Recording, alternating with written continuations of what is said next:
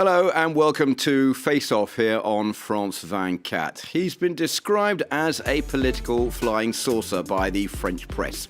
The Economy Minister Emmanuel Macron is not only the most popular politician on the left, but he's also respected by many on the right. Buoyed by popular results in the opinion polls and widespread approval amongst the French for his free market and reformist policies, Emmanuel Macron may have his sights set beyond the economy ministry.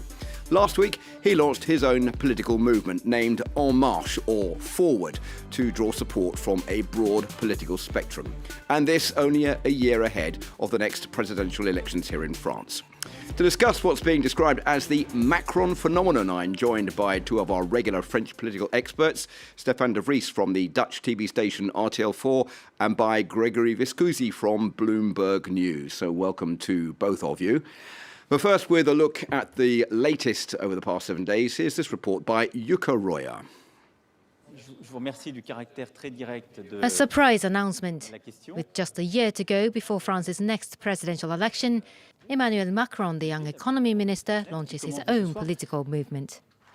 So the name of this movement is En Marche. It has a website starting tonight. It will be a new type of political movement, and I don't know if it will be successful. You can be in the Socialist Party and join En Marche. You can be in the Republicans Party and join this movement, or a member of another party. Neither of the right nor the left. Macron says he wants to promote new ideas through his En Marche, or Forward, movement. Speculation has been rife the former investment banker holds higher political ambitions. He's far more popular among the public than President Hollande or Prime Minister Valls. Having never been elected, however, the 38-year-old minister lacked a political base. Some expected him to run for parliament. Others thought he would aim for the top job. He's more than just a politician. He's someone who seems to have a very open mind. Macron shot to prominence from relative obscurity in 2014 when he was named economy minister. He criticised the 35-hour work week and pushed through a new law aimed at making the country more competitive and business-friendly. He became the face of the centrist shift of Hollande's government, while his free market rhetoric irked hardliners in the ruling Socialist Party.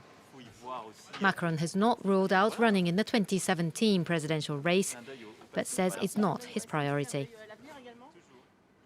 OK, well, I'll start with you, Stéphane. Emmanuel Macron is by far the most popular colleague politician within the Socialist Party at the moment.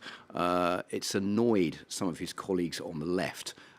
He's also received widespread support from the right wing. Do you think he could be a serious contender in next year's presidential elections? Well, I think next year will be a little bit too early for Emmanuel Macron because he has no election experience. So this to start with the presidential election is very ambitious, of course. So I think he would be smarter to start first with the parliament or maybe a local council or regional government, something like that. But he's very young, 38, which is in French terms even even a baby actually in politics. But I do think, however, that he could launch a movement which could be interesting in 5 years from now, let's say in the next presidential election in 2022. I think that may be part of his strategy.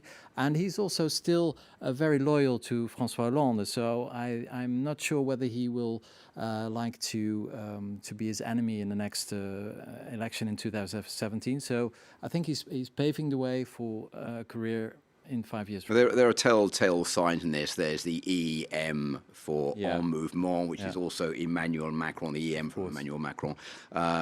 It's coming at a year before the presidential elections. It's a bit of a telltale sign that he's got his eyes fixed on greater things than just staying in a ministry. Yeah, absolutely. I mean, he's not a politician. He has been a banker, not very long time, but a couple of years. But at the same time, he's also a former student of the ENA, the famous school where all the French politicians come from. So he's also part of the system, even if he likes to show that he's not part of the system because he's never been elected, but he is.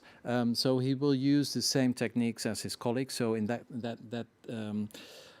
well, he's not very new when it comes to strategy because indeed, as you say, the initials of his movement are his own initials, EM, and this shows a typically French way of doing politics, whereas parties are always organized around a person. It's always personified. It's never about ideas, and so this shows that he's still. Well, he has his brain is formatted in the French way, but I think he could be an interesting person in the whole political French spectrum. Okay, so you say it's a little bit early for Emmanuel Macron, but 25% of the French, that's left and right, are in agreement that he could run.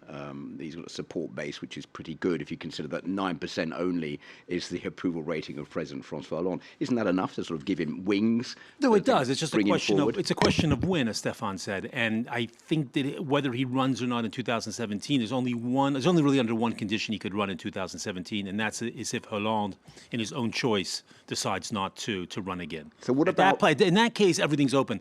I don't see... Macron does not have the political experience or backing to mount a bid against Hollande. I don't think it's his nature either. I think he is loyal enough to Hollande that he's not going to stab him in the back. Okay, so let me put this to you. If he's not going to launch a bid against President Hollande, he says that his movement or movement forward is appealing to the left and to the right. It's not either one or the other.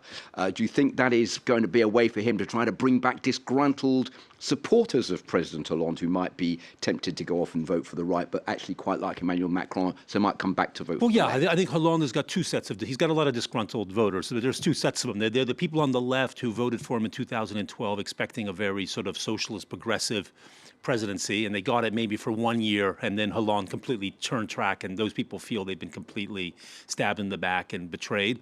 And then there are the centrists who voted for him because they couldn't stand Sarkozy anymore, and they were put off by the first year when Hollande did run as a sort of more socialist, progressive, leftist, whatever word you want to use, president. So there's two sets of disgruntled people out there. The people on the far left, Macron's not the guy to win them back. I mean, to them, Macron is the symbol of Hollande's betrayal. But for centrists, definitely, the man is huge. I mean, I think if you look at the center in France, it's him and Juppé. Those are the two people that that the centrists sort of see as their saviors against the fringes. I just would point out to people watching outside France that a movement is not a party, and there are lots of French politicians who have these movements. It's quite common. There's people in the Socialist Party of these movements.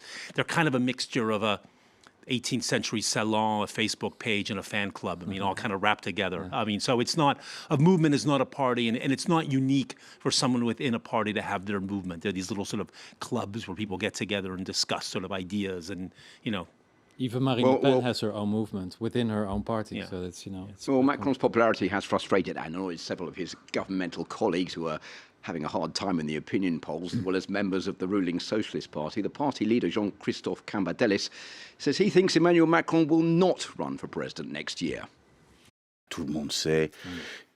Everyone knows that Emmanuel Macron will not stand against the president if he runs for a second term.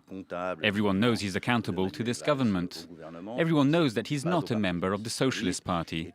And everybody understands that he backs this somewhat bizarre idea of seeing left-wing values triumph within the right wing. And those comments bring us on to the second subject this week, the Socialist Party primaries, which are now set to be held in December to select a candidate for next year's presidential elections. It all sounds rather simple, but 8 months ahead of time, with 12 candidates declared on the right, it's still unclear who will run on the left and whether President Francois Hollande himself will even seek a new term in office. Isn't he the logical candidate, though?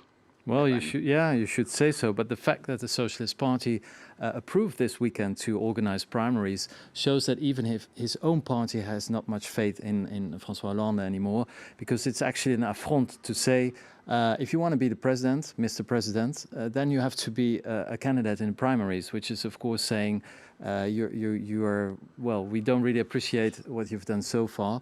But it's also, it could be also a trap for all the other left-wing parties, because if they participate in this, what they call primaire à gauche, a really wide range of left parties, including the Socialist Party, in these primaries, then they may have to back a candidate who can, well, maybe he's a little bit more social liberal. So it's a very complicated situation, but I consider the decision by the party leadership to organize primaries of the left as a really major insult to the sitting president, François Hollande. Well, let's hear again from Jean-Christophe Comadelis, who says that even the socialists don't know whether François Hollande will run again for president next year, and it's all a bit confusing for them, I think. Yeah. We are in favor of a primary election. We are for a primary with one small condition, that everyone will stand behind the winner. François Hollande will pass through the primary if he wishes. I wish it, but it's up to him to decide.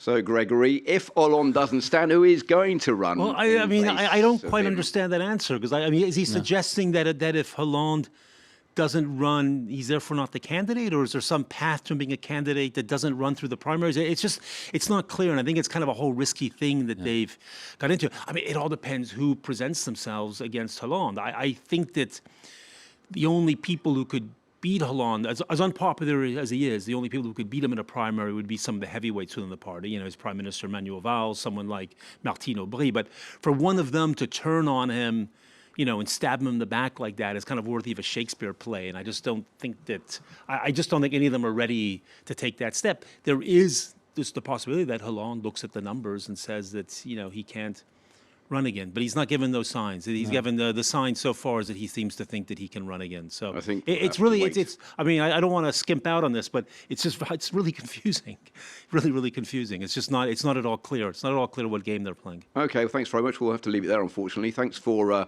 joining us for this edition of Face Off. Join us again at the same time next week. Until then, from all of us here, goodbye. And of course, stay with us for more news coming right up here on France 24.